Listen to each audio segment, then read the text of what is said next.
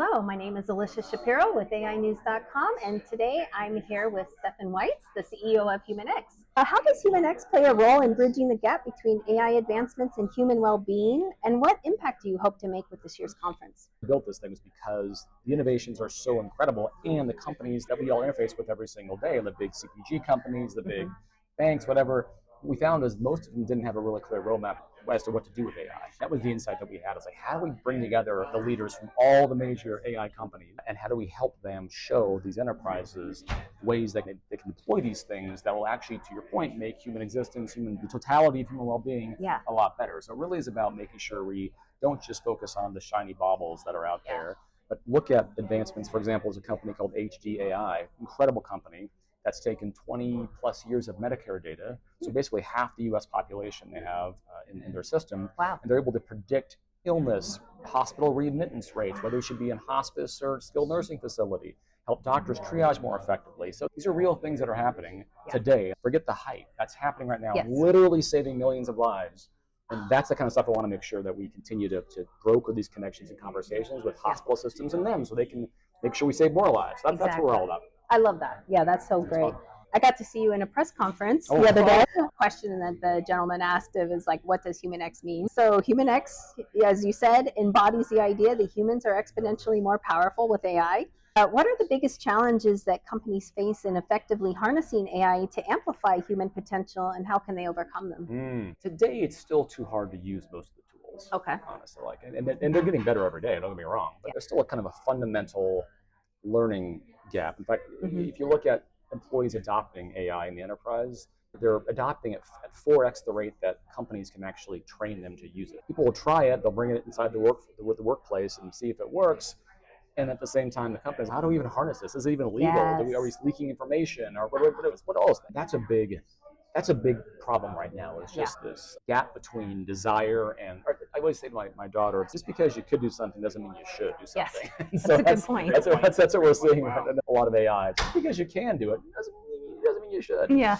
So we're seeing a lot of that. But generally, companies who are the most thoughtful are the ones that look at a business case for their company and say, what levers can we pull to make this company more successful? And then they go in and say, what tools can I find out there, places like HumanX, to plug them in and actually help the employees do more. I was talking to someone yesterday, can't mention her name because I'm not sure if it's public or not, but basically she was saying her job, she's a huge AI company, her job is not to displace humans. Her job is to make humans 10 times more effective. Exactly. And in her company, that's actually already happened, and that's where it gets really fun. Yeah, I think so too.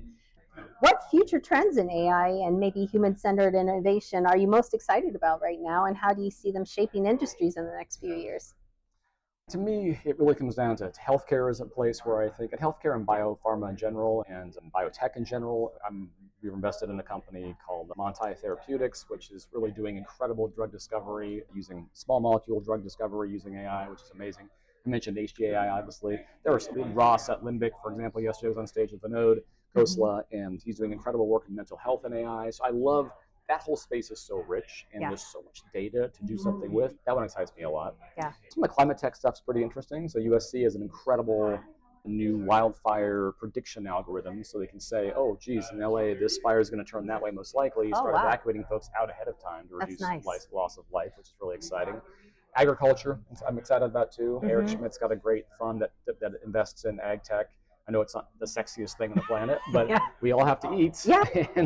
And especially in countries that are facing food insecurity, there's a great company called Virtual Agronomist in Africa, which is helping farmers actually optimize yield, which 10 years ago you never would even thought about that. I love the foundation stuff. I love all these frontier models. They're incredible. They're amazing. And where I really get super excited is on the more vertical, practical applications where we can show tangible ROI quickly versus having to believe that we're 10x more effective in 2 years. I can show you right now, I have a 30% reduction in readmittance rate because of HGAI. That's what I want to see. Yeah, that's amazing. And you've announced already that HumanX is going to be in San Francisco next year. Anything you can say about that? We were San Francisco, the Bay Area generally. If I remember the numbers correctly, I think 80% of all AI funding in the U.S. went to the Bay Area last year. Wow. If you think about the amount of resources and people and money that are going to that place, there's not everyone. There's a lot of innovation happening in Boston and New York as well, and even in San Diego. But that's where a lot of the money is. And not all the people are, not money. Just that's where the funding's going. And so, of course, SF is the birthplace of so many, or the Valley is the birthplace of so many of the technologies we use every single day, right? So it just made sense. And so we were really fortunate. One of my friends and advisors to the company is good friends with the new mayor.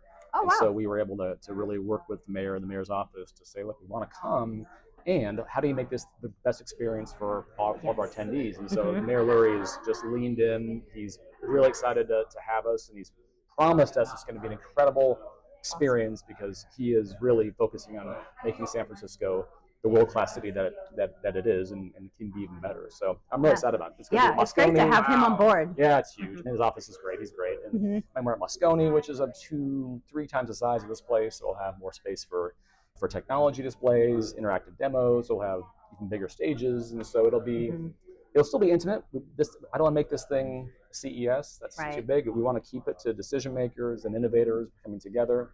But it'll be bigger next year. That's awesome. Can't wait to be there. God willing. Yeah. And finally, what is one piece of advice you give to AI leaders and innovators who want to build technology that benefits both businesses and society? I think you almost answered the question in your question. It's okay. But that's the advice I give. It's like there are plenty of people chasing making call centers more efficient. Nothing wrong with that. Right. I would love to have that. I would love to talk to a fake agent versus a real agent most of the time. I just would. I don't want to take a survey at the end. I don't want to have to review my information 10 times. So that's great. And the companies I get most excited about right now, and what I would tell entrepreneurs, are the ones that are non-obvious. And the ones that, again, this is easy to say, but how do you solve a problem which bedevils society? Because I tell you what, if you figure out how to solve those problems, the revenue will almost inevitably follow. Yes. It's really, I think we look at business case and business model early on, which is, of course, what you have to do is fund a lot of companies. That's what I look at too. And for those that are really willing to push the edge, like how do you go find a big, hairy problem, and then that will generally make money. For example, Raquel from Wabi is on stage here in a few minutes.